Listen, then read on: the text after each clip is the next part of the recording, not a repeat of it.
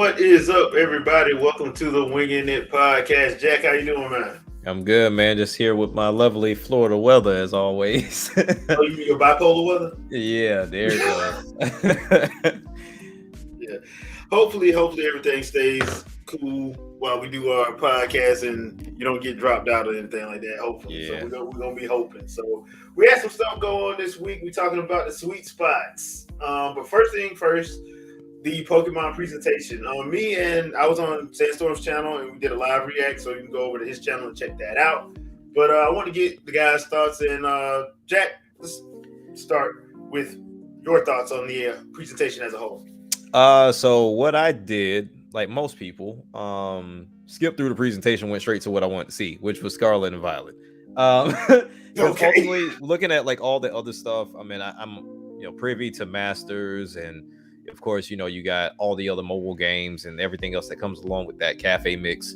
So me and my kids were in most of that stuff for a while, but we fell out of it real quick. It's nothing that was too enticing to stay into it. Plus, we're not too big on Pokemon like that anymore.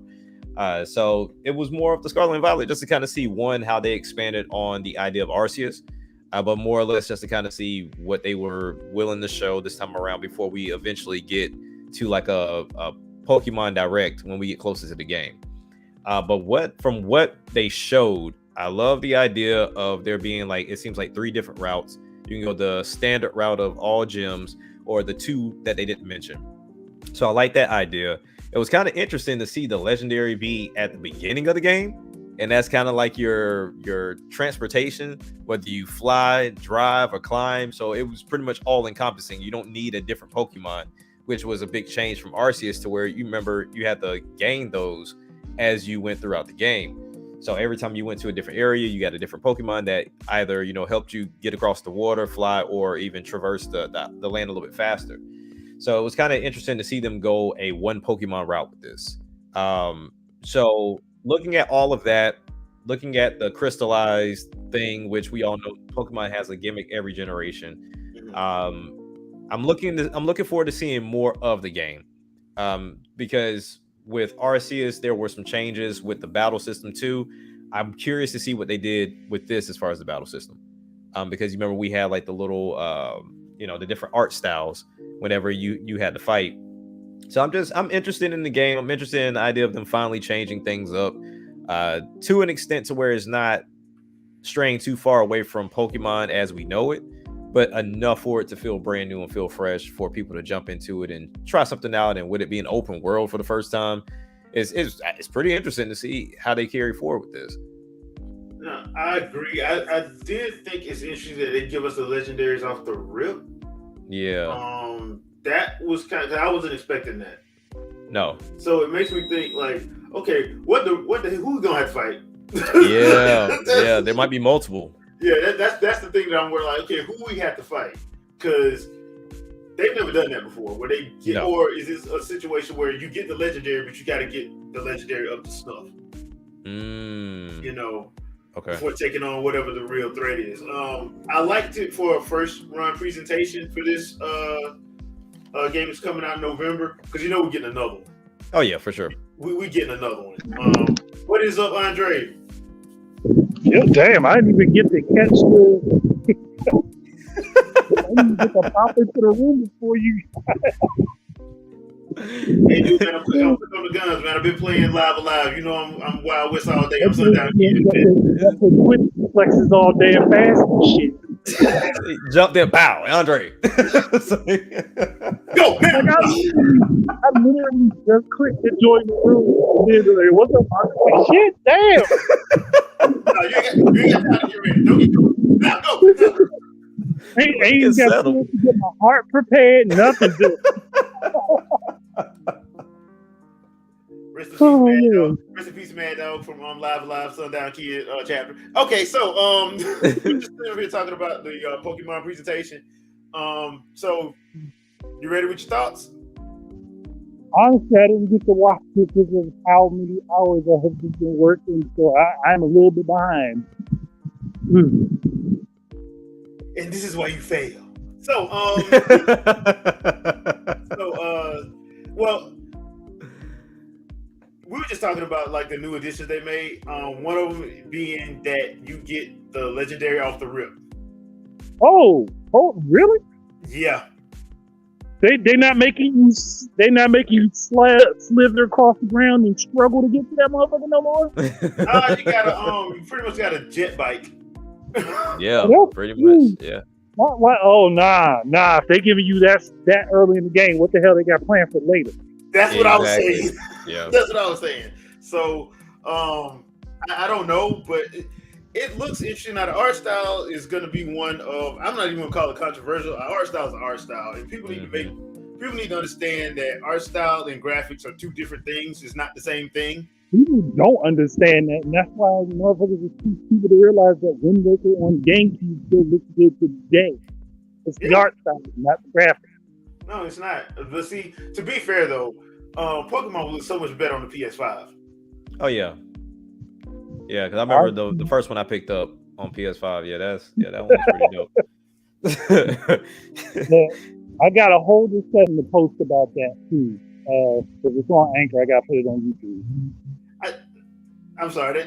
I'm still laughing about that whole Twitter exchange. I think it's stupid and hilarious. But I got one thing to say about that, then I'll leave it alone. People need to stop thinking that you can just take those codes, the raw codes from one platform and throw it on the other, and it's just gonna work. Yeah, it doesn't work. It does not happen unless the hardware is near identical, like Xbox and PlayStation. It's not gonna work like that. So yeah, they don't even work for Xbox and PlayStation half the time, and they're close in hardware. Yeah. They're damn near clones of each other. To be fair, you gotta have the same hardware operating system. If those things don't match up, then it's not gonna work. Yeah, but that's what I was saying. Like, because I saw that too this week, where the whole people where it was. I'm starting to see people really do not understand art style and graphical presentation. I'm like, dude, like this is a completely different art style, which is going to lean into my next question. And this was for you, Jack. How long do you think before we get the calls to boycott Violet and Silver? Man, the trailer was received pretty well. Mm-hmm. So I still feel like if we get one more before the direct, if there's not some graphical improvements, if all the Pokemon are not there, if it's got to be something stupid. It can't be anything that's worth complaining about. So I'm gonna go on a limb and say 2 or 3 months before the game releases, because it comes out with November. Yeah. November. So I would say so about this month, if not next month, we'll start hearing the complaints for sure. But yeah. All right, Andre, you any takers on the I'm boycott? Right around the time Bayonetta 3 launched. Okay.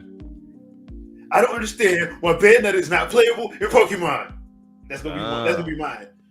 Look, you said that. I bet you it's gonna be a damn NPC that you have Pokebattles with that look like. I bet. Oh man, that would be funny though. Because I keep going back to that DS game where they had like Nobunaga in there, and they had like people from the Warring States period. I'm like, that would be funny if they actually did that. Like put like other characters from Nintendo properties in there to, kind of like spoofing to being trainers. That would be funny because I can see a little Mac trainer with Machamp. Oh yeah, for sure. Yeah, that's a perfect fit. And Machamp. Yeah. Have I don't know who Bayonetta would team up with though. Probably Mewtwo or something like that. I guess this might sound controversial, but I see Bayonetta having a Jinx. Who? A Jinx. Oh, okay. Jinx, okay. That's interesting. Or Abra. She would have a Jinx, an Espeon, a Mewtwo, a Kadabra, and to round it off, she'd have Hitmonlee and Lucario. Okay, I can see that. Yeah, I can see that. Yeah, I can see that. Okay, so who would you give Samus? Oh, obviously, Mm. everybody's going to be like, well, we seen From it with. Subspace Emissary, yeah. Yeah, she'd have a Pikachu, a Charizard. She'd have Ash's Pokemon, but on steroids. Is that on steroids? Well, the whole thing with Samus is because she's so like stoic. Like they give her like little, and it's a Japanese anime thing too. They give her like little cutesy stuff, Right. because that's the whole thing with Subspace Emissary. She got the cutest Pokemon as the one she did her chapters with when she was kidnapped or whatever, or trying to get her suit. She stayed with Pikachu until she got to the labyrinth. So it's kind of that whole thing. So I can see them doing that, like her having a Pikachu and an Eevee or something like that. But then it'll be like Andre said, on steroids, where they can probably destroy a planet. No, I got her team. It'll be a Pikachu, Eevee, then a Lapras, just because, Charizard, and she'd have. I'm trying to think of the name of that motherfucker. Chikorita's final evolved form. Okay. Now, what about like a Sandshrew or Sandslash? Just because the whole ball-up mechanic. Sandslash is going to be the last one to round it out. Okay. All right. Okay, so I gotta ask this one, being the Zelda fanboy I am, who would you give Ganondorf to? Who would you team up Ganondorf with? Oh, Ganondorf has to have all the dark type. Exactly, like the devil Pokemon. He's legendary, so like his whole thing should be all legendaries off rip. Yeah. I don't know. I think honestly, just because I think Ganondorf would troll people just like that, he would go ahead and have a whole team of what's the dark Eevee form? Umbreon. Yeah, he'd have a whole team of Umbreon. now, question though: would you go Super Saiyan 3 Ganon from Hyrule Warriors, or would you go like Ganondorf from Ocarina of Time? That would be Ocarina of Time Ganondorf. If we go on Hyrule Warriors Ganondorf, then you're gonna have to see a bunch of fire types. There's no if we're gonna have a Magmar. Magmar. He's gonna have he's definitely gonna have a Charizard because that's a staple for fire. Gotcha. I know these damn names, and I'm sitting here blanking. Chanel has a good point. Yeah, Embor. Okay. Chanel has a good point. Yeah. Oh yeah. That's right. He's right. Yeah. So, because I had to bring in the whole Hyrule Warriors Super Saiyan 3 Ganon, because I still think that's hilarious when they had that little meme of him with the L'Oreal commercial. Yeah. That was hilarious. But yeah, I wonder why they never. There's two things I don't understand about Game Freak as far as response to Pokemon. Why they never went back to Coliseum, and why they never went back to that DS game where you teamed them up with because I can see them doing that with various. You don't have to team up with like historical figures. Just do it like around the Nintendo verse, as it were. Now I can get behind the DS one. I feel like Coliseum was just kind of a way, kind of similar to Stadium, like to get a way for you to do it on console. But now that we have it there, I don't necessarily see a reason for it. But yeah, I'm definitely down for the DS one because that was amazing. Like that worked surprisingly well. Yeah, that's why I just want to see if they could. I know they could pull it off. I do know they could pull it off, but I would love to see them like. For some reason, Smash Brothers has inspired me a little bit to be like, wait a minute, what if they do more cross stuff between each other since nobody else will do it? That'd be one of the things they can do, like do a little crossover game. I would love to see the whole Metroid Star Fox situation that they were trying to get that rumor game that was supposed to come out on the GameCube and never did.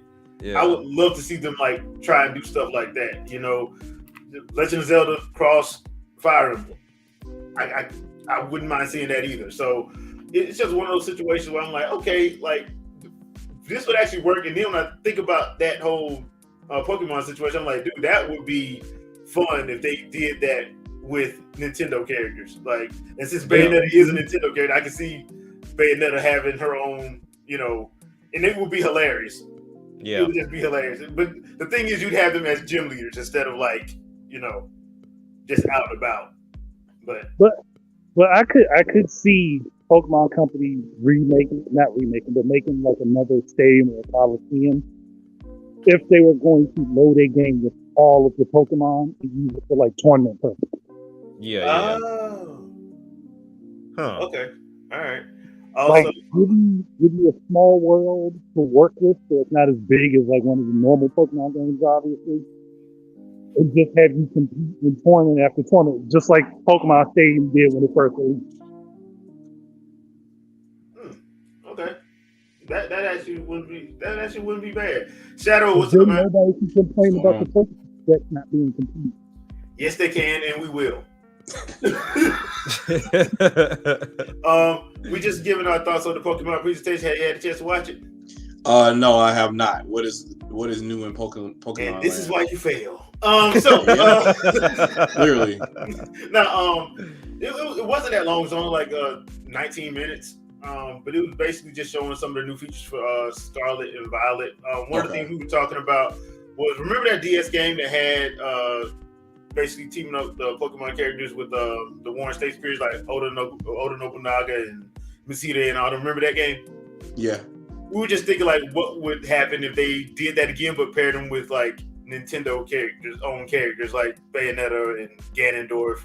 And, you know, do it like they have them be like the gym leaders and stuff like that. We're just toying around with that idea, just playing around with it.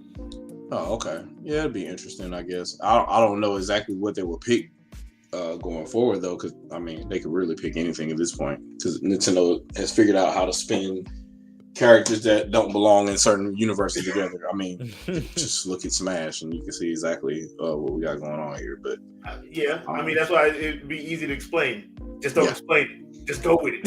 Yep, just throw it there, right. and it's fine. Like we have a Pokemon Tekken game. Like, I don't know what else.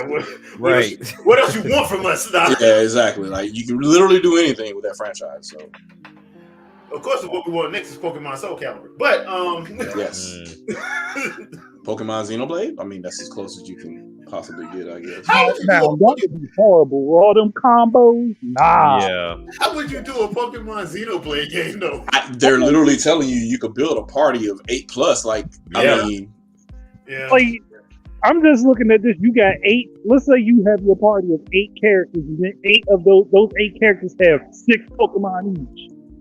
That is too much. That'd be crazy. Mobbing. Frame rate city. Frame rate in the teams. Let's go. Heavy. Even on PS5. Let's go. Okay, so folks in the chat, let us know, would you play a Pokemon Xenoblade game? I'm pretty sure everybody would. What's up, Sandstorm? The answer is yes. Even if that game runs 2 frames a second. Yes. It runs so slow on Switch. Then they ported to PC and it's just as bad. Yeah, that game would run all. Then you just look at them and just say, Okay, so Sandstorm, would you play a Pokemon Xenoblade game? No, absolutely.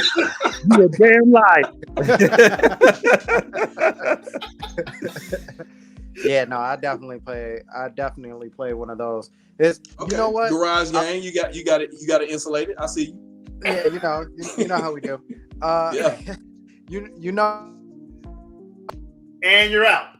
Yep. Pick up the audio.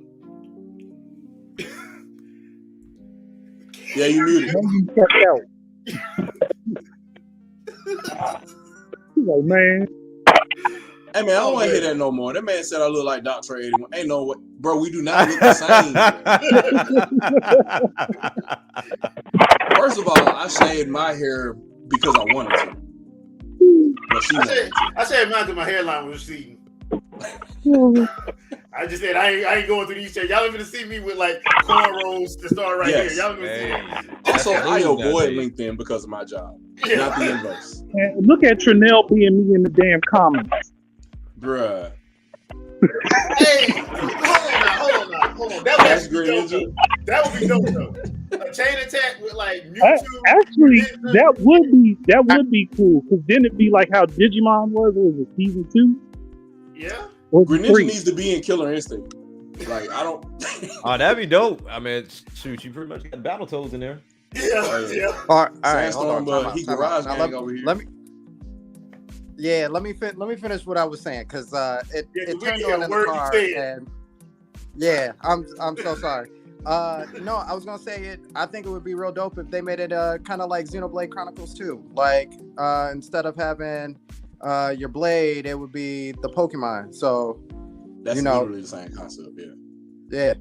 So you are advocating for putting a gotcha game in, and I still don't Hey, have hey, I have no problem with it. Legendary. 19 years to unlock Cosmos. In this case, it'll be Mewtwo. Mewtwo would be the hardest one. No, but Shadow would get it day one. Mewtwo will be in the side quest. You won't be able to get Pikachu.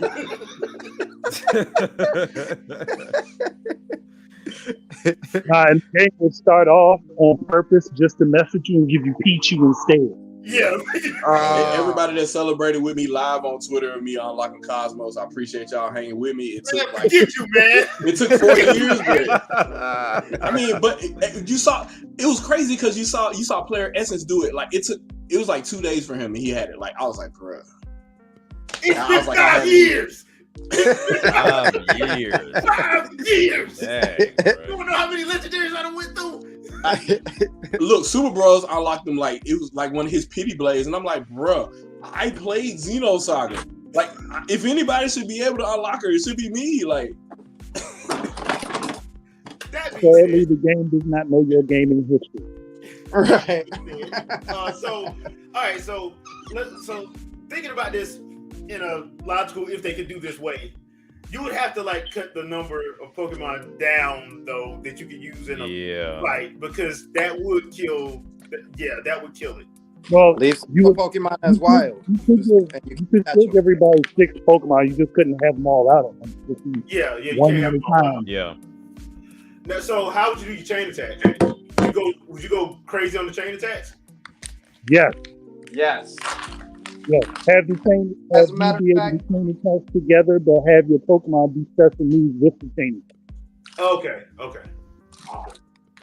Because now that I think about it, there are enough Poke characters to give you a bunch of hero quests. Like, well, how they have the hero quest set up in Xenoblade Chronicles 3. Mm-hmm. There's a lot of Pokemon you can use for that. Of course, that would also cause a boycott because somebody's favorite ain't gonna be in the game. Yeah. They'll be fine. They'll get over it. They'll definitely have to scale it though. Get into the first 151 and call it a day. Yeah. They would have to scale it for sure, because you can imagine going to an area with all, let's say, electric Pokemon and everybody has a ground Pokemon. Like that's slaughtered the entire time. So it was like they have to find a way to balance it out, because otherwise it'll just be a game you could easily run through. Infinite. You know how you balance that? Give the human characters elemental attacks that compare with the Pokemon. That's how you balance it. Okay, that makes sense. That makes sense. What would be the equivalent of Ether in a Pokemon JRPG? Just change it to special attacks. Okay. Special would be Ether. That's right. Yeah. All right. So here's my last thing on this, and then we'll move on to another one. So, does Telethia make an appearance? And does Mewtwo one shot? That would be so disrespectful. That would be super disrespectful and hilarious. It's straight up hilarious. So the only person that owns Mewtwo would be, I don't know, Klaus? Like who? Yeah. I mean, like you got to be outside the code to beat Mewtwo. You got to bring Giovanni into this world. Yeah. Oh yeah, Giovanni got to show up. I forgot Giovanni. Oh yeah, Giovanni got to be there. My mob boss got to show up. Got to show up. But it's so crazy though. Like, how do we have almost 1,000 Pokemon, but Mewtwo is still kind of like the popular one out of all of them? Like, there's so many legendary Pokemon, people are still like, oh, Mewtwo. Yeah, like because Mewtwo has all the specs. Because in that 1999 movie, Mewtwo killed everybody in the first 5 minutes. Yeah. It was like, bruh, did he really just kill a lot of humans? Yes. Did they just show it? Yes. No answer. They have no response. Yeah. So, he became everybody's favorite based off that. And then when he killed Ash 3 times, he killed Ash so many times in that movie, I'm like, dog, they don't need the Dragon Balls for this.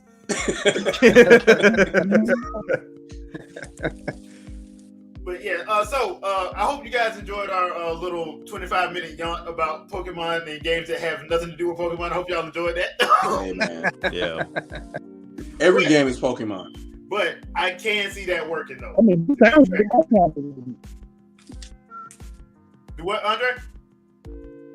That's it. It sounds like it's my channel right now. Yeah. It might as well be. Yeah. Well, I just want y'all to enjoy, as Wilton so eloquently put it, Pokeblade Chronicles. Pokeblade Chronicles. Oh wait. The only difference is this has to have a happy ending. I'm not going through what they did at the end of tournament ever again. I'm not going through that. That's too many emotions. Tournament is great. Man, you know, Scott Bennett is a legend. You know, good and well, the last 15 minutes of that game was like, dude, y'all wrong for this. Y'all are so wrong for this. Y'all gave me hope. You knew how that ended, man. You played too. You knew how that. I didn't know it was going to end like that. I didn't know it was going to end like that. All right. So, all right. So, we got a new standard apparently now in gaming. I'm pretty sure some of y'all heard of this. 40 frames per second. Yeah, 40 frames per second is now the new standard. Oh, okay. Oh, because it's Steam Deck. Now, hold on. Now, there's a lot of people who have said on multiple occasions since 2020 that I can't play a game that's not 60 frames a second or more. Now, all of a sudden, 40 frames a second is something that developers should be striving for to maintain. Wait, hold on. Time out. Flag on the play. You said 2 years ago that you can't play a game that's not 60 frames a second. What changed? And then you realize The screen size. Another system not made by Nintendo came out. There it is. There you go. So, my question to you and everybody in the chat and everybody watching is: are we changing the standards now again? Of course. Why not? Like when the big dogs do it, then that's when it's acceptable. That means like it's something that can't be done. That's when we know it can't be done, when they try it. I got a personal problem with this because it's 40 and not 45. Why we only going up 10 from 30 instead of the halfway point? Facts. This is one that I've personally seen on multiple occasions. Oh yeah, definitely. Like 40 is like so off kilter. That doesn't match like 60 hertz at all. Like I don't know. 45 is the closest. Well, here's the thing, because I'm all, and y'all in Shadow, I know you know this, Sandstorm, Andre, you know this about me. I've said on multiple occasions, I can play anything the way the developer developed it. Yeah. One of my favorite games of all time is Ocarina of Time. That thing runs at what, 10 frames a second? Man, boy. Absolutely the best part when you hit something and it drops down to 0 frames, like that was an action shot right there. That was real hit. It's one of my favorite games, and I don't have a problem. It don't hurt my eyes. I have no problem playing it. People don't understand that the issue is it's not the frame rate that makes something unplayable. It's the input lag that makes something unplayable. Mm-hmm. But if you have a serialized connection coming from the console and the input delay or the input surplus in Nintendo's case compensates for said frame rate, you don't have a loss in gaming at all. Like, so if the frame rate is slow, but while the frame rate is slow, whatever inputs that you make are the expected response, then there's no degradation really. So like you're playing 15 frames per second, but as you're playing 15 frames per second, you don't have a delay in any of the inputs that you make. What does it matter that it's 15 frames per second at that point? So, and I think that's or if it's 15 frames per second and it's just a cutscene, why do you care? You're watching. Mm-hmm. So that's one of the things that's so bewildering to me versus some of these other engines where you're playing a game to 60 frames per second, and then when it cuts to 30 because there's too much going on, literally your inputs and stuff are delayed because of the cut from 60 to 30. And that's because of their flawed gameplay engine, i.e. Unreal or whatever type situation. Now it's a problem. But you deal with Nintendo's engines, and Nintendo has compensated for that to give you, hey, look, well, your input is going to be buffered before the frame rate updates. So what you're playing and what you see on screen always match, regardless of what the frame rate is. Like, I don't think that's talked about enough. and maybe I need to do a video on that. But like people, if the main issue is it's unplayable because if I have this unstable frame rate, I can't play it kind of situation, that's because your input is not matching what you're seeing on your display. And that's never really an issue with Nintendo games for the most part. Maybe some third-party games, but for the most part, the first-party games, they've already addressed that issue up front with the control input. So yeah, why should you care? Hold on 1 second, everybody. Hi, Vicky. Hey, Vicky, how are you? What to do? Okay, so now you in the chat? Yeah. Yeah. So that's why I was like, when I first saw that whole 40 frames a second thing, I'm like, okay, hold on, make up your mind, because I remember when Square Enix sent me that email because I had begrudgingly and stupidly brought Marvel's Avengers. They sent me an email basically saying, if you play this game in 4K, it's going to be locked at 30 frames a second. Mm-hmm. That was on an email that Square Enix sent. And I'm pretty sure they sent it out to everybody that signed in, because you had to sign in for that game. And but it's 4K. But That's the difference. But my thing was, I could have swore they said back at E3 that it was going to be 60 frames across the board. And of course, they couldn't get it. They couldn't get it to stabilize or work. And so they had to lock it at 30 when you go to 4K. So that being said, I'm like, okay, cool. Now all of a sudden, anything less than 60 frames a second makes me ill. I can't play nothing under 120 frames a second. I remember I used to show up on people's podcasts and be like, it needs to be 348 frames a second. That's why I kept saying all that stupid stuff. I kept going up on frames because I'm like, that's what everybody was saying, and it didn't make sense. So now we moved the goalposts back, because now you can't, if you have a Steam Deck, apparently that battery drains like a mother. So you have to you can't play it on full blast, or you only get like an hour and a half out of the battery life. They're cutting the bandwidth from the PCIe bus to save on battery life. So now if you get a newer Steam Deck with a SSD in it, you're getting half the amount of bandwidth. You're not getting 5 gigabits per second, you're getting 2. Okay, so that's what it was. So then when I saw this, I'm like, wait a minute, so you moved the goalposts again, because you said one thing and now all of a sudden it's 40, but some of the same people that were saying, oh, this is a sweet spot, this is great, they need to prioritize this, you said you couldn't play 30. So what's the difference? Yep. So, and that's my issue. Did Nintendo, when they launched Wii U, did they say every single game will be 1080p 60 frames per second? When Switch launched, did they say every game would be 1080p 60 frames per second? And did they ever say the new standard is 1080p 60 frames per second? Not once, not ever. But we got new consoles with 8K on the damn box, and you can't even do. And you got games. You got games launching in 1080p 30 frames per second. But you don't even have an 8K TV. Nah. Because you're not paying for it. Trust me, I've seen the one I've seen. It was of Sony Bravia, and when you see the price tag, you like, y'all need to take one of them zeros off. If you decide to buy an 8K TV today, you might as well save your money and buy a 16K TV. Yep. At this point, it's literally negligible at this point. The difference between 8K and 16K displays is about the same at this point. So get you a 4K TV and wait, and then go from there. And you might as well get 60 hertz instead of 120, because none of these consoles are doing that.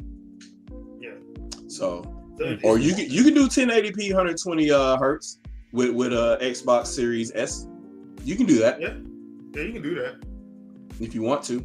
But there's no point. There's no point in thinking that you're going to get 120 frames per second or 120 hertz at all out of if you want to do 2160p on any of these consoles, because they're not strong enough to do it. So I don't know why they advertise them as such when you got PCs struggling to do that in moderate type games. So right.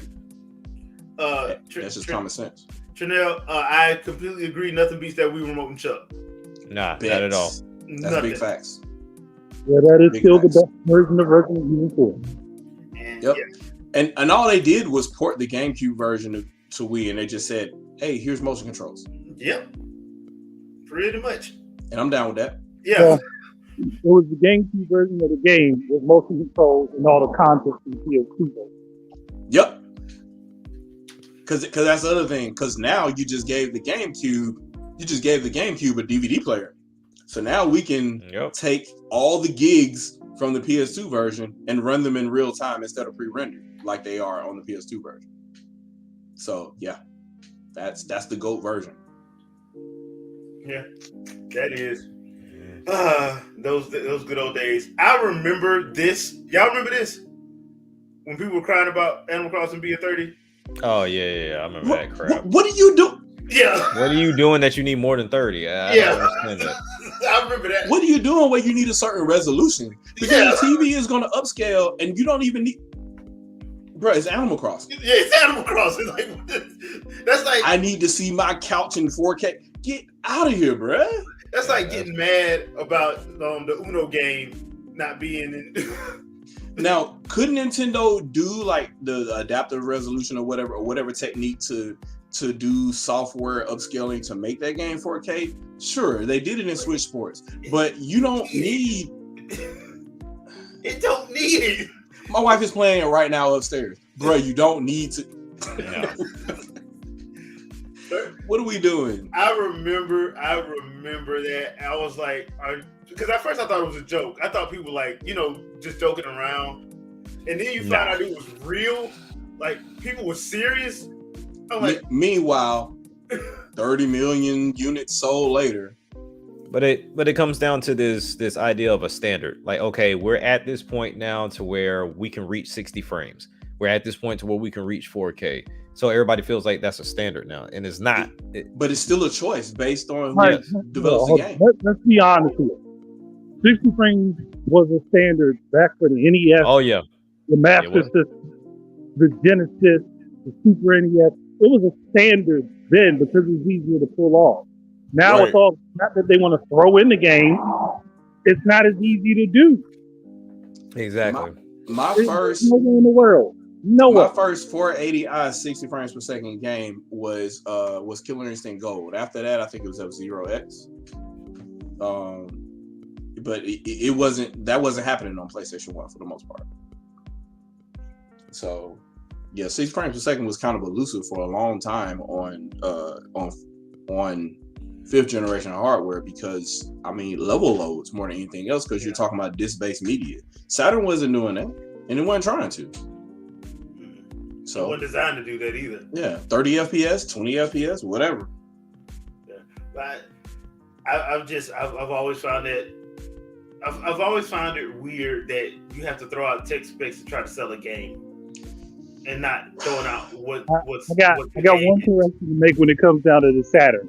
Outside of the fighting game, everything was below 60 frames per second. Yeah. But when like you came into fighting games, it was buttery smooth, especially if you had the hand part. Because they built the engine with that in mind. So they started with 60. So yeah.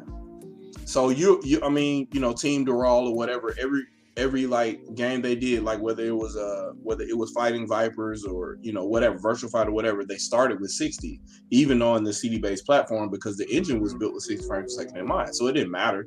They would just have to use lower tier assets or whatever to get the engine to run, but the engine was built around 60, so it was going to be 60 no matter what. So VF was always going to be good no matter what it was ported to because the engine was perfect. Yeah.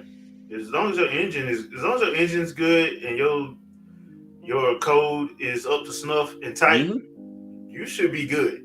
And the same for Virtual Cop because it also ran on AM2. So short of like maybe cutscenes I think were 30, but while you're playing 60, like you shooting it up. Like the first Virtual Cop, first Virtual Fighter, those were 30. I think Fighting Vipers was 30. Because they were AM1. But when you got the AM2, it was 60. Yeah. Because Virtual Cop 2 on Saturn was way smooth. Yep. And House of the Dead, especially if you had the Japanese version, which I do, that one was much better than the American. OG House of the Dead, and this is why I envy people like Destiny, because she has all those OG Japan imports, man. If I could, man. but hundreds of dollars just to get it here. So yeah, because that shipping, they're gonna get that money. Oh yeah, for sure. They gonna get that money. So yeah, man, I don't know what happened. Like all of a sudden now, like, oh, we believe in 60 frames per second, but y'all promised that in like the 6th generation, and then the 7th gen came, and you're like, oh, we're doing HD now, and I'm like, okay, so if you're doing HD, why are these games shipping at 540p? Like, what are we doing? Like you had to, and the only thing you had to look at the fine print on the back, because like they were telling people at E3, any games conference you could find, they would tell, oh, it's in 1080. Oh, it's complete 1080. Like, no, it wasn't. No. It was upscale. They promoted the fact that Gears of War was shipping at 1080i because it was 540p. Yeah. So if you do it at 1080i interlaced, you don't know the difference. You don't know the difference, yep. And I didn't know that either until what was that cert I was getting? Was it the security? It was a security cert. When I was Security Plus then, I guess. Yeah, maybe? When we had to do that interlacing stuff. Yeah. Yeah, that's when I learned. I'm like, wow, that's how they got one over on everybody. Yeah, that's pretty much how they did it. So the difference between fields per second and frames per second is just, a situation where if you're using an interlaced device and you do 60 fields per second, you can have so many copied frames from a progressive input from like 30 frames per second and interlace those across 60 fields per second for an interlaced display. And to you, it looks smooth, but you're getting copied frames or whatever, and they're buffered from a 30 frame per second interface. So, but it doesn't matter, because if your TV is doing the majority of the work to interlace and upscale it to 1080i, it still is clean. Halo 3 and 1080i looked great on 360. Yeah, I had no problems, and I didn't really have any frame rate issues playing that game. But internally, that game was sub 720p.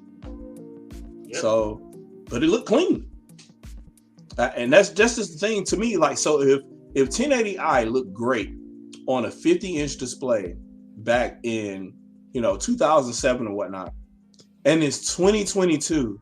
And you're on a 6-inch display in your freaking hand playing 540p.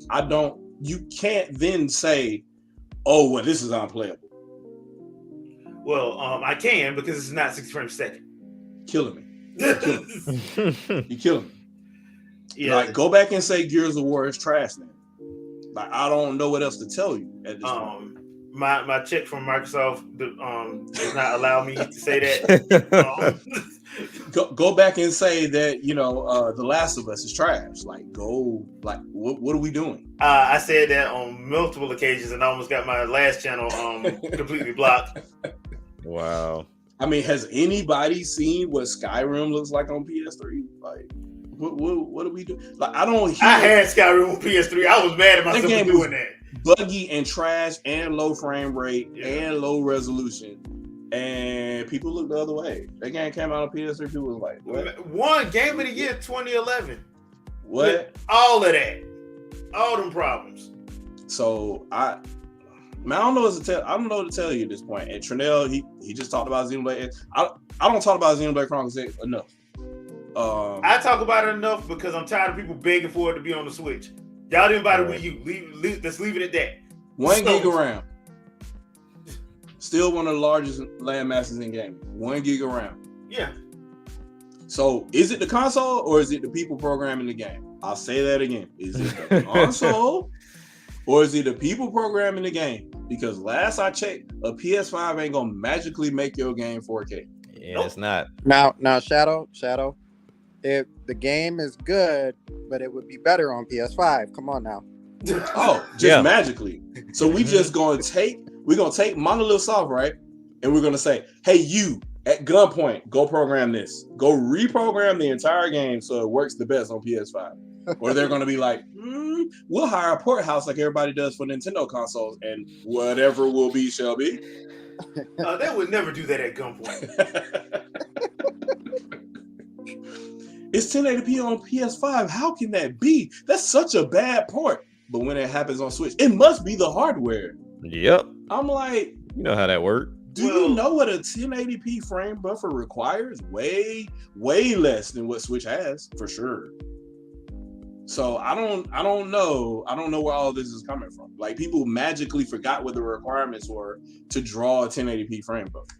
Like, developers are choosing to say, hey, 540p or 720p because I want this to run on a battery. Yeah. And I want this to be a positive experience for people who go back and forth from playing it on the go to playing it on the TV. We could just say we want this game to only be docked, and then it's trash and on the go. Or we can take our focus on how does this play on the go, and then when you play it on docked, okay, it's a little bonus or whatever. Maybe there's a little upscaling, or we increase the frame rate a little bit if we have time to do that before the game goes gold. Those are decisions you have to make, because this is a project, and you're essentially having a project for two separate devices if you're talking about two separate modes. And I don't know how else to explain this to my followers, our followers, or whoever the hell decides to engage with me on Twitter, because they don't seem to understand English. Like, PS5 doesn't have a portable mode. PS5 doesn't have an 11 watts mode. So I don't know. Shadow, you're in Atlanta. You need to stop speaking in Southern. I'm just gonna continue playing Xenoblade Chronicles 3. Just speaking of Southern. I'm sorry, guys. I'm gonna continue playing Xenoblade Chronicles 3 here. It's just strange to me. So I did hear that a little bit earlier because it was. But I'll repeat it just in case somebody missed it and somebody came late. It does not matter if you take the coding from an inferior machine and put it on a superior machine. Right. You still have to reprogram it. Here's my example. Castlevania Symphony of the Night on PS1 runs awesomely on PS1. The port of it that came out only in Japan for the Sega Saturn runs like crap in comparison. It still runs well, but it runs like crap in comparison because we got the game to port it, only had about 5 months to do the port job, and they couldn't edit much of the code. Couldn't make it fit what the Sega Saturn was capable of. And the Saturn, if people really think that the PlayStation is superior to the Saturn, I'm sorry, it's not. I'll just say this. If you try to run Batman Arkham City on your Steam Deck on a modern GPU on your PC, it's going to run like trash. Yep. Compared to what you expect. Mm-hmm. Do we then blame Steam Deck or your brand new graphics card on that poor performance? I blame both. No, I blame you because you didn't go in there and fix your settings. Oh. Yeah. But you can't fix settings for Switch. Sure can. The developers have to do that as they, optimize the game. And that's Nintendo's fault. They don't give us options to do performance mode or quality mode. They got to be more like PlayStation and Xbox. Oh, so you got to develop your own game. You got to optimize your own game. Oh, there you go. It's almost like it defeats the purpose of having a console in the first place. I thought, like, exactly. Oh, okay. Yeah. I'll be my own developer. It's fine. I'll be on Steam Deck just clicking settings and wondering why DLLs are not working, because that transparency layer called Proton is not converting Windows properly. It's my fault as a user, even though I bought this device to be supported. Whatever. Yeah. Whatever, man. Go Red Hat. Go Red Hat. Love Linux. On that positive note, let's talk about the fighting world. Yeah, there's a new guru apparently. Yeah. So here's the thing.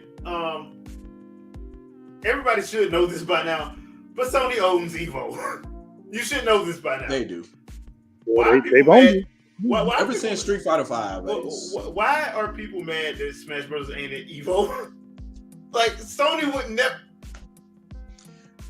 Is Nintendo going to waste their time trying? Is Sony going to do that? Is Sony going to allow that? To have them there. So the last time Nintendo was there, it took like a million different hoops for the how can I say this, the fans that were part of the community to get it through. So like, why? And that was before Sony said iron grip. Yeah. So what do you think now? Like, with them literally owning Street Fighter 5, like, what do you tell them? And parts of Street Fighter 6 apparently. Yeah. Well, my whole problem with this whole thing, I don't mind Evo. really care for it that much, but I don't mind Evo. But my whole thing was, I'm like, why would Sony allow Nintendo games to be at their event? That doesn't make business sense. It makes all the sense. So this is why I would follow separate events like Capcom Cup, the Killer Instinct Finals, the Combo Breaker Finals. I would rather follow those type of events instead of a company furnished event like Evo. Like there'll be zero reason to entertain that because you're not going to see the type of engagement that you're supposed to see from the dedicated fan base. You're going to see branded stuff. Yeah. But that was the thing. Like my problem was, I'm like, that's like saying, okay, I don't understand why at this Microsoft event Apple wasn't there. Why did they have the Apple Watch there? I mean, why wasn't the iPod at this Microsoft event? Nobody would say that. Their event's coming up soon too. I think it's next month. Microsoft's new event. I think so. We might see some Xbox stuff there. We'll see because Xbox is supposed to be at the heart of Windows 11. So we'll see how that goes. But well, it's supposed to have the whole. Their whole thing is trying to homogenize everything into one stop shop. But we'll see. They try to do that. They try to do that with Windows 8.1 and 10. So we'll see. I will say the Xbox app has made some strides. They have. I almost don't need my Series X. Well, I need my Series X, but I don't need to be in front of it. Yeah. I can sign in from this computer and play whatever games I want because Azure is working like it's supposed to now. Yep. But that was my only thing. I'm like, dude, they don't expect stuff like that to be at Evo now because they're owned by Sony. Yeah. And unless Sony and Nintendo come to an agreement on, and it'll take a lot of factors, one being money, one being placement, all that stuff, like how y'all gonna feature us, don't expect them to be there. Yeah, it's just gonna be that situation where if Smash shows up, every participant that shows up at the tournament has to watch at least an hour of the Uncharted movie before you're able to be allowed in the tournament. And that movie's trash. Oh my God. Don't do that to people, man. No. What would be worse is that you have to make them watch Morbius, all of it. Ooh. All of it. Ouch. Oh, that hurts. And one like setting, Tom Holland is enjoyable. Morbius is not enjoyable. We watching Morbius in one sitting or two? Can I? No, all at once. You can't split it up. All at once, you have to be sober. All at once, you have to be sober. He said you got to be sober. That's all bad. No podcast and no drink. Yep. So Uncharted was already bad enough, but Morbius and you got to be sober. That's tough. That's tough. Here's the other thing that people keep overlooking though, when it comes on Nintendo, they're starting their own stuff. Yeah. That too. That should be the big hint. They started their own movie studio. They're starting their own tournament. Yep. They're bringing everything in-house. Hey, so people checked into that last Splatoon tournament. Like, it's just crazy. You get a notification. I'm like, bro, this on Twitch and YouTube. Let's go. Yep. You go in there they need better commentators, but yeah. Oh, yeah. Commentators been getting worse. But people show up. So it's like... Hey, some of them. Hey, I'll give credit where credit due. Some of them Splatoon teams, I don't want to see them online. I don't. Oh no, I don't. They got that work, and then it's nasty too because they already got a strategy set up, and they have their own roles. It's a wrap. Yeah. So and half the time, nobody uses the paint roll, the roller. And the people that do, they don't roll over people. They're flicking paint. Like they're flicking. Yeah. Yeah, so I saw that and I'm like, yeah, dude, I have to watch it on mute. But yeah, that was they're doing their own thing, which is fine. Now as far as Evo is concerned, I did watch a couple of trailers. Andre, I did send you one. So King of Fighters getting some DLC, and one of them is from Samurai Showdown. They're bringing Hamaru, Nekaruru, and I can't remember the girl's name, the pirate. Charlotte. No, the pirate, the black girl, the pirate from Samurai Showdown 19. I can't remember her name. God dang it! But they're gonna be a new team on King. Got me googling on King of Fighters. Charlotte is the knight. Yeah, Charlotte's the knight, not the. She's the French knight or whatever. I don't know who the other. It's the rapier. Because I remember how much I hated fighting in every samurai show. Darlie Dagger.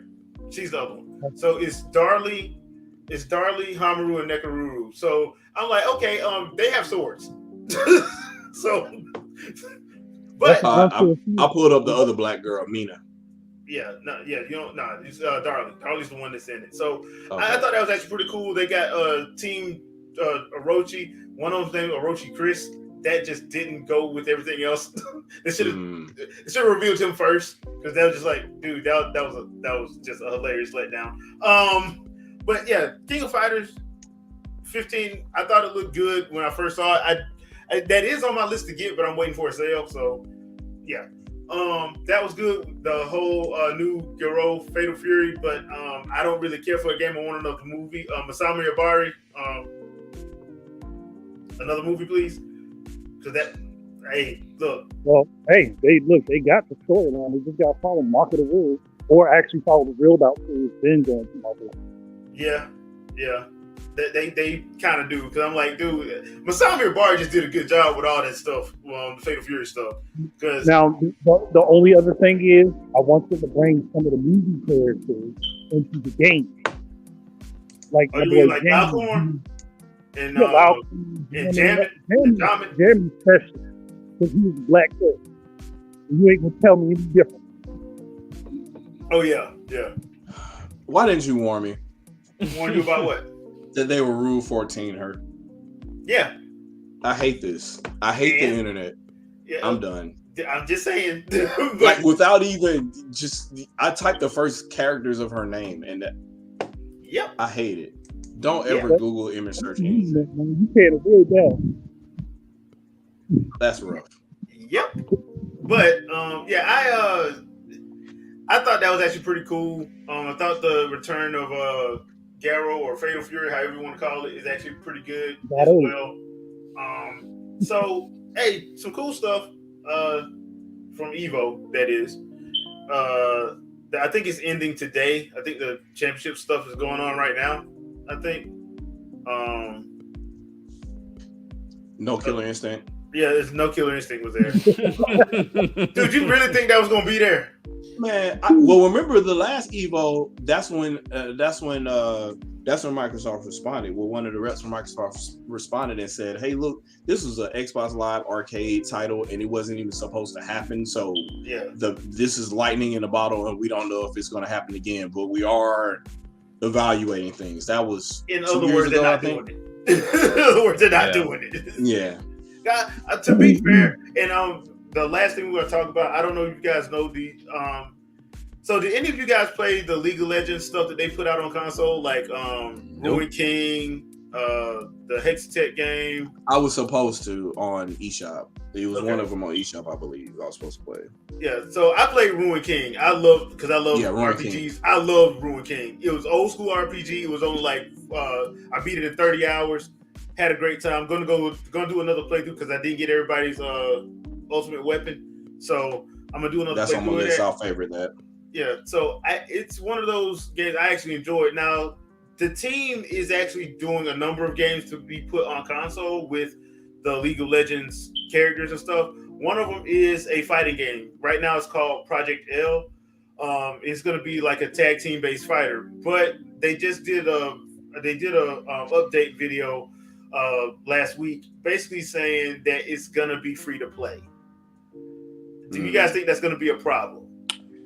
Just as long as they monetize it right. Yeah, exactly. Really, if I would say it would be successful if they go the route that Microsoft did with Killer Instinct, where you have a free to play version, but then you can just pay to get the full package. If they do that, yes. And see, they haven't said that yet. So that's what I was worried about as well. I think they should dedicate a physical release as well, just like Microsoft did for Killer Instinct. Yeah. Now the game looks the little stuff that they've shown, the snippets they've shown, the game looks great. It has a cell shade style a la Dragon Ball FighterZ, not like that, but a la Dragon Ball Fighters. It's tag team 2v2. So I'm like, okay, this would actually be cool. But when they said free to play, I'm like, okay, dude.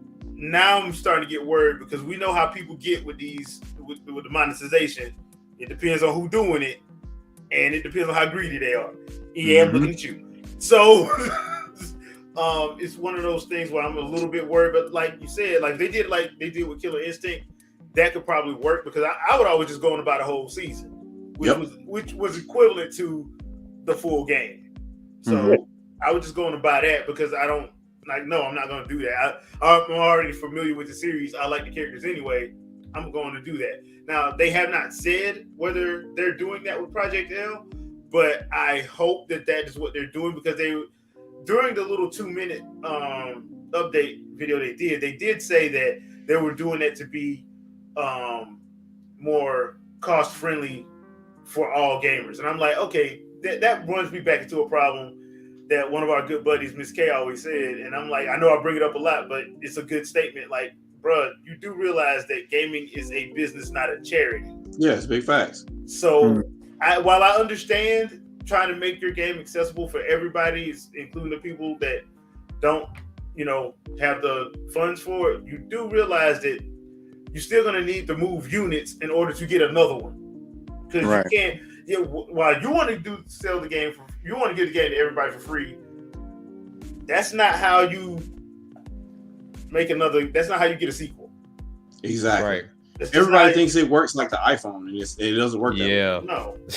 No, because and then people get mad when you start charging. Okay, well, we're gonna charge $20 for 2 characters and 2 costumes and 1 stage music. Why y'all charging $20? Yep. Because we have people to pay. People working on this game, they got to get paid. Exactly. So you didn't want to buy a full game. You wanted it for free. Like, people got to stop expecting stuff for free. Yep. You just got to stop expecting stuff for free. What? And I'll say this real quick, and I don't want to bring it back on Nintendo, but bro, why are people trashing Nintendo for if you buy a $50 or $60 game, and then after that they upload and put DLC on there for free? Yeah. They're like, well, it's not a complete game. Then you just wait. Then just play the. Okay. Whatever. Or don't buy the game at launch, and then when you buy it at launch, you get all these bonuses, and it's the complete game that you wanted. Like, I don't. Well, my whole thing about that was, remember, during the Wii U era, it was always Nintendo needs to get with the times, and Nintendo needs to be like, okay, so they started charging for DLC. Why I gotta pay for it? They started charging for online. Why I gotta pay for it? It was free on the Wii U and the Wii. Why I gotta pay for it? Nintendo was giving you the whole game on the disc, closed. There were no updates. There was no DLC. There was no day one DLC or none of that on GameCube or Wii. And they're like, well, they need to get to the times because you need DLC, and sometimes you got to do updates because you need balance changes and all this other kind of stuff. So now Nintendo does that. Now the game's not complete. Yeah. Well, here's the other thing to that, and I will challenge anybody on this. Have you completed everything in Smash Brothers? Of course have you completed everything in Smash Brothers on the Wii U? Hell, we're talking about the free stuff. Hell, have you completed everything in Smash Brothers Wii? I will admit, just being honest, because Masahiro Sakurai, for his games, he don't need DLC. There was no reason for DLC in Kid Icarus Uprising. There was none. He loads those games, man. He's like, oh, you gonna have a time complete. You're not gonna 100% this, and if you 100% this, you're not playing nothing else. It's gonna take you a while. Yep. You're not doing this in no doggone weekend. No, So that's why I was like, I've always said that. I'm like, dude, like you don't. The one game that never needed DLC was Smash Brothers. Not even close. No. Everybody complained about the Smash Brothers characters, and I'm like, wait a minute. But y'all don't even go through the regular, especially on Ultimate. Y'all ain't go through the daggone regular 70 that he gave you. Right. And that's insane. What other fighting game got that many characters? The closest is like Marvel vs. Capcom 2. Yeah. Which was like 56. Yeah. So Yeah, and you had to unlock all those. They weren't there at first. Oh yeah, you definitely had to unlock those. Get enough coins to go and actually pay for them. Yeah. That's what Actually, oh my gosh, that was worse. He was really like 54 characters because you had 2 Wolverines and then you had Servbot, which was a part of Trombone. So yeah, that's true. But yeah, I was sitting there thinking, and I'm like, okay, I don't understand why people complaining about that. And you didn't do all this stuff and you haven't even finished stuff from Smash 4. So I mean, I'll be the first to tell you, I love Kid Icarus Uprising. I have not 100% of that game. I can't. There's one thing I keep missing it, and I refuse to go back through chapter 23. That thing was too long and it hurts my hands. Bro, not that many people 100%ed Soul Calibur 2. Yeah, that was Soul hard. Calibur 1 for that matter. Like that was hard. There's so much shit. But I spent like 2 to 3 months dedicated to doing that. Mm-hmm. Like I think the closest I got on Soul Calibur 2 was going through the what's that mode? Their version of a story mode where you have to go through but it's like a dungeon mode and you go through all the different battle requirements. The closest I beat it, but the closest I got was like 88%. But then you gotta beat it again with certain characters to unlock. You gotta go through that. I gave up. I'm like, dude, because you know who I went with it through first time, right? Link, of course. Yeah, because I was like, dude, you went through it. That was the easiest way to get this taken care of. But with that game, boy, you beat it, and then you get those last 3 little dungeon areas that open up. Oh man, those was hell. Yeah, but then they want you to beat the game or beat certain levels on story mode with like certain characters in a certain way. Like it has to be like a knockoff on this level with this character or whatever. And you had to do a ring out with because I remember one was weird. You had to do a ring out with Nicrid or something like you had to do to get. And while you're poisoned, you couldn't do it while you're because it was a weird while thing. You were poisoned and your opponent took no damage. No damage. Yep. That's great. Like y'all want that to come back for fighting games though? Because like I remember the first time I experienced it was with Tekken 2, to where you had to use specific characters to unlock certain characters.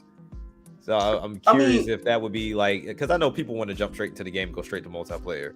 I'm okay with that though, because it forces you to use other characters. Like you learn and you become a better player with your favorite character if you know the matchup. Exactly. Yeah. But the way games are now, you know you can't do that. Like I'm talking about, like I know that for the gamers you can't do it now because you want to boot the game up and want to jump straight into multiplayer. So typically, you remember back in the day, even if you went and rented a game from Blockbuster, like hold on, let me get these characters first and then we can play. But remember how long it took to unlock Mewtwo? Man, woo, boy.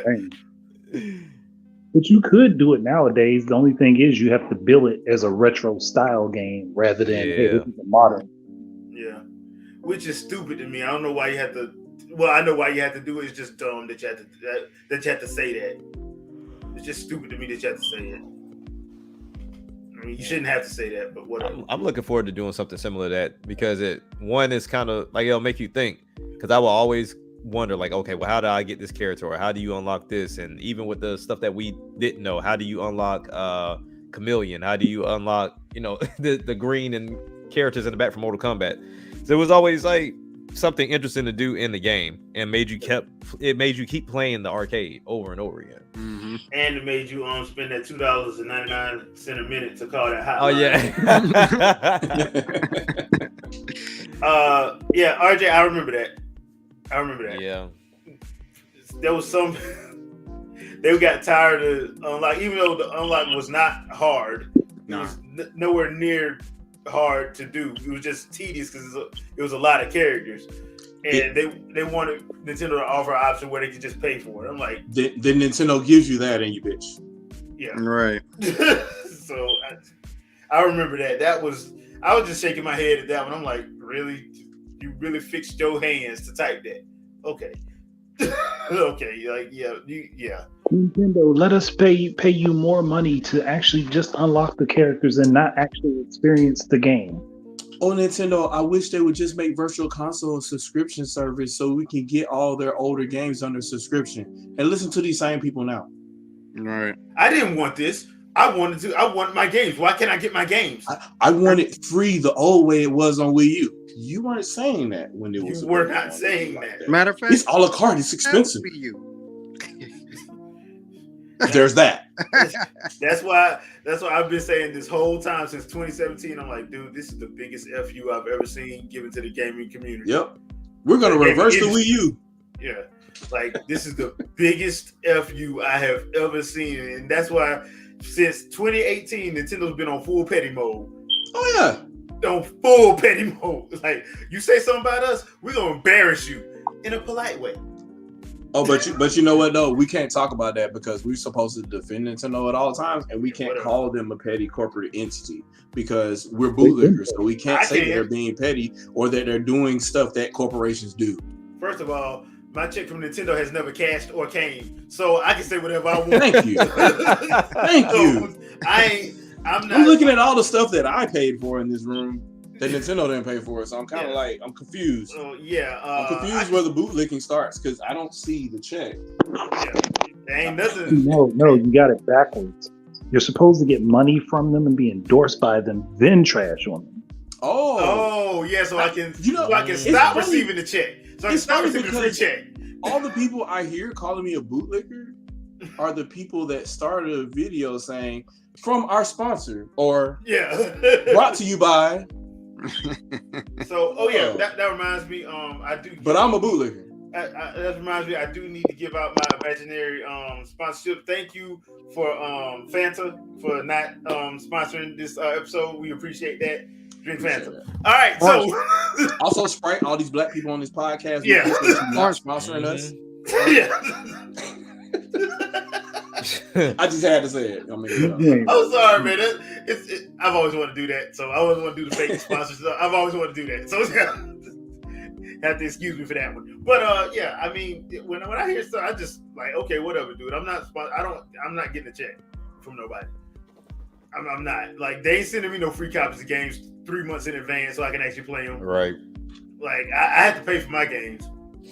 Big facts. Yeah. So I laugh when people say that. Same way I laugh when people constantly use rollback netcode. Who are those people? I don't know. I mean, the developers of the game, apparently. I'm a fan of Maximilian, but I will say this: like, rollback netcode is not netcode. Shadow, remember when we were when we had that? It was me, you, and a couple other people. We was on Katsuhiro Harada's tweet. He was talking about Tekken and stuff, and he actually explained what rollback netcode was, and people got mad and said he didn't know what he was talking about. It was actually Harada, and he's telling the truth. He's saying, like, in Japan, they build games a different way. So it's very uncommon for a Japanese-made fighting game or any other type of online game to have rollback netcode because their internet works. Yeah, they build the display and the controller input first. That's the first part of their main code, like main init controller. Like, they want to make sure that all your inputs are made first. And if you do rollback netcode, that means that you have to go back and then edit all that in your main code, which means you need to rebuild your game. It's not something that you can stick on top of your existing game and make it work. So that's why the majority of the time they would just say they'll just deal with it because they already wrote the game and they don't want to undo their traditions of building games to adhere to something that for the most part only Americans are bitching about. Yeah.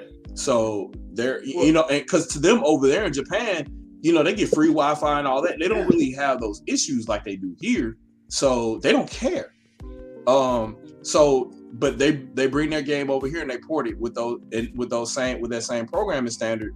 It's going to have issues here because most people over here, you're going to have spotty internet depending on the person, and the person is going to blame it on, well, the netcode of this game is bad. No, your shitty ass connection that you got set up at home is bad. Your ISP is bad. Have you checked your ping? Have you checked what you know what I mean? Like that kind of stuff is. Why are you using satellite and it's a thunderstorm outside? Facts. Facts. You in Idaho complaining about Nintendo's connection or complaining about Sony's connection. It's you. You are in Billings, Montana. I always have these problems playing online. Where you live at? Oh, I'm in South Dakota.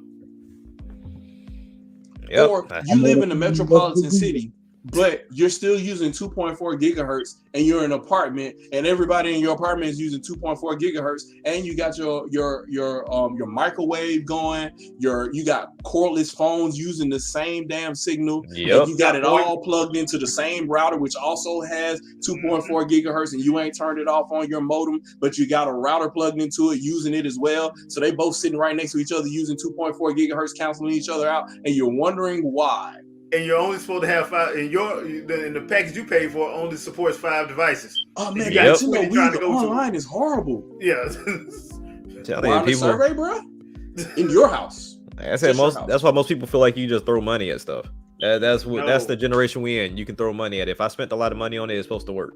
I just have to use a that's the case. I got to use wired internet. That's the only way it works. About PS5 not actually doing what it's supposed to be doing. Hey, that's it. No, that's the exception, Andre. Okay, what about it? I will say this because they did bring this up. So they did go back and add. They did add rollback netcode to Samurai Showdown 2019, but. And here's the problem that I'm pretty sure people are gonna misinterpret. They're not bringing it to Switch, and I think it's not coming somewhere else. But people are gonna say that it can't run on Switch. That is not true. Don't let that come out, because don't let people say that and believe it. Because one, there are like 5 or 6 games that already have rollback netcode implemented on Switch already. So that's not the case. Like I don't know. Who jumps to these conclusions? Like, they're gonna jump to them, and like I say, if 1 or 2 of their favorite YouTubers say it, it's fact now. So that's not a CPU thread that's required. No. That's a CPU thread that the Switch can't operate. Like, that doesn't make program sense. the game with it built in, and it's done.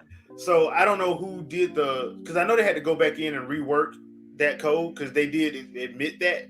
So I think that's why it got implemented, because they was already reworking it anyway. So I don't know who's the port house is doing it. Maybe they've ran into an issue and they can't get it to go right now, but they're probably gonna be able to get it go. I don't even play Samurai Showdown online like that.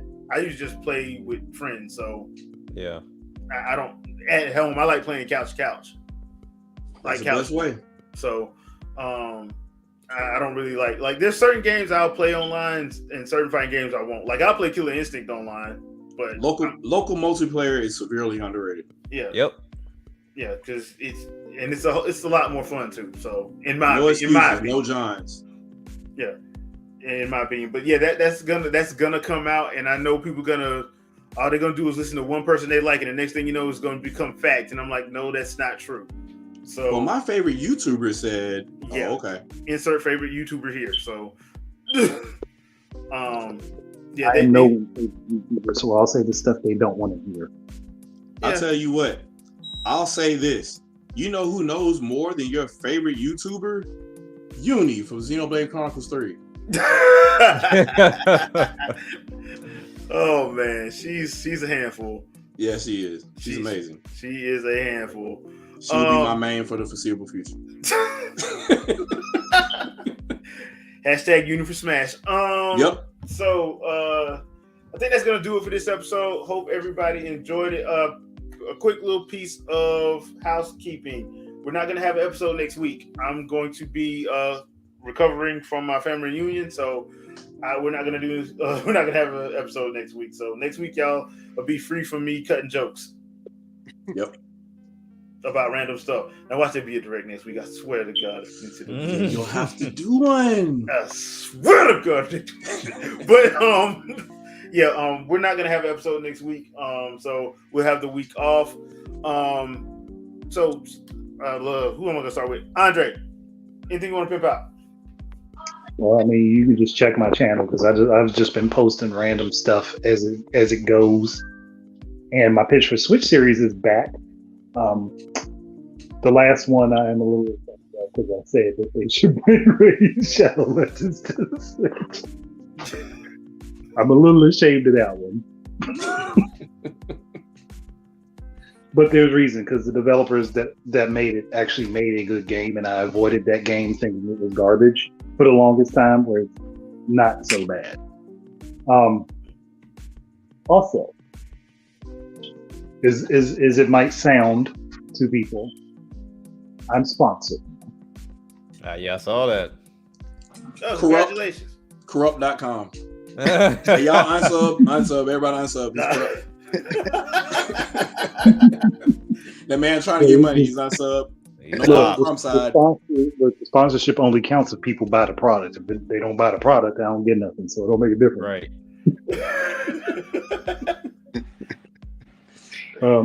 And also, I do, like the thing I talked about last week, I do streams on this app called Pococha, which is very big in Japan. It just got westward last year, and it's connected to a certain company that is connected to Nintendo, which gives me a hint about their next platform if my intuition is correct. So Pococha is a live streaming app for your phone currently. I do random streams on there every now and again, so you go on there and find me, and you can see me pop up at random on your phone, and then you can interact with me if you don't normally hear on YouTube or on Twitter. That's all I got pinned out. Awesome. All right, cool. Jack. Usual, you know what I'm saying, like, subscribe to the channel here, and everybody else that's on here for sure. Yeah, and then of course, you know, with the different games that's coming out, enjoying Xeno, so definitely just go and pick that up. For anybody that's into VR, like I pitched, what was it, Walkabout Mini Golf yesterday. There's a lot more games that's getting ready to come out here pretty soon. Red Matter 2 is going to be something that looks pretty awesome. That's going to come out here within a couple of days. And then for those that are kind of hesitant about getting Quest because of Facebook, sometime this month they're supposed to be doing away with Facebook altogether. So you can actually get it and not have to create a Facebook account and start having like that Meta account.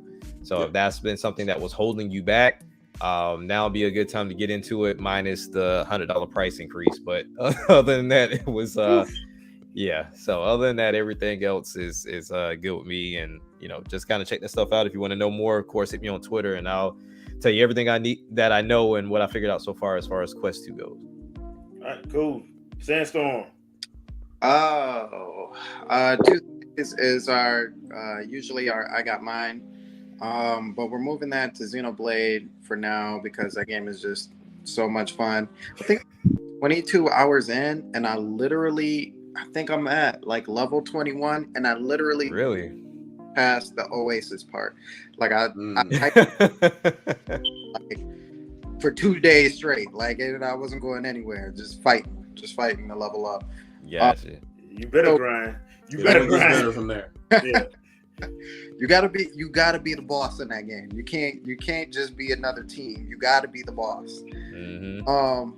So we're gonna be doing that on Tuesdays, and then probably like halfway when we get closer to Bayonetta 3, then I'll start playing Wii U version of Bayonetta 2 for the I Got Mine up until Bayonetta 3 comes out. Saturday we were supposed to have a Stormcast, but my best friend and a really close friend are both moving even further away, so chances are I wasn't going to see them again, so I had to make the sacrifice and see them one last time. But this Saturday we will have a Stormcast, so be on the lookout for that.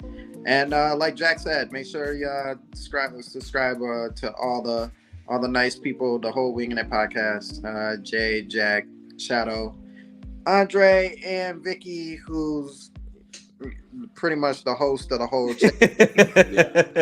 She crocheting something somewhere producing this, so that's what it is. She would literally be holding the camera if she could. So yeah. But yeah, that's all I got. All right, Shadow. I'd like to give a shout out to the Shadow Fox Infinite Printer. This is it's capitalized a lot of screen real estate lately in the last couple of podcasts, thanks to a lot of reassembling by my children in my office. But I greatly appreciate the presence of said printer. I also want to give a personal shout out to my channel, who has been dead for so long, but it will be back shortly. So just pay attention, keep subscribing. I have plans and things will happen. So do you play games to have fun or to impress other people? And do you subscribe or do you not subscribe? Because you should at least subscribe here if you don't subscribe to me. I would say unsubscribe to me and subscribe here. Yeah, I'm with that for sure, especially with my channel. Make sure you subscribe to everybody, people. Make sure you subscribe to everybody. Okay, so I have taken a couple weeks off from the blog. I do apologize for that, but I will be back on that once my family reunion stuff gets taken care of. So the blog will be back up running like it's supposed to. I'm trying to make sure I get at least 2 to 3 posts out a week. Also put some links on the YouTube channel for the webpage, the blog, the Discord, and the audio podcast. If you guys don't have time to watch us live, you can always listen to us on Google Podcasts, Spotify, Amazon Music, and Anchor. So we are there as well if you guys want to listen if you don't have time to watch the show live. So please check us out there.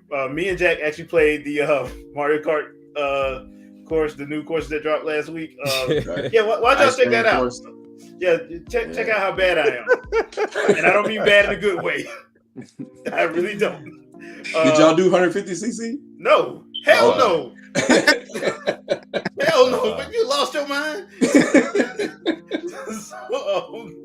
But yeah, check that out. I'm probably gonna jump back into Mario Kart a little bit more often now. But yeah, Xenoblade and Live Alive is pretty much taken over for me. So I've been on that. Just got Gray in Xenoblade Chronicles 3 Full Metal Jaguar. So that was a fun little hero quest. But yeah, this game is, man, the game's massive.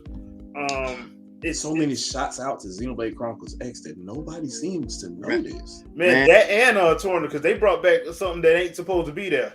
That I got to, and I'm like, I'm like, Rex, what the hell did you do? So lots of shout outs to him too, with some other characters in the game giving shout outs. I saw. So yeah, but if you haven't had a chance to, please check it out. I did put some gameplay up for Xenoblade Chronicles 3, no commentary, so you guys can hear the whole thing. I'm probably gonna jump back on doing some live streams of that again, but this time with commentary. So probably just stuff of me grinding, not really doing a story that much. I don't want to like give that part away because I want people to actually buy and support the game. Story is good. Yeah. So I would just probably do some stuff when I'm just running around the world grinding and stuff. So please be on the lookout for that. So we will see you guys not next week, but the week after. So y'all have fun. Don't forget, like, share, subscribe if you like what we're doing. And we will see you guys the week after next. All right. Peace out, people. Peace. Peace.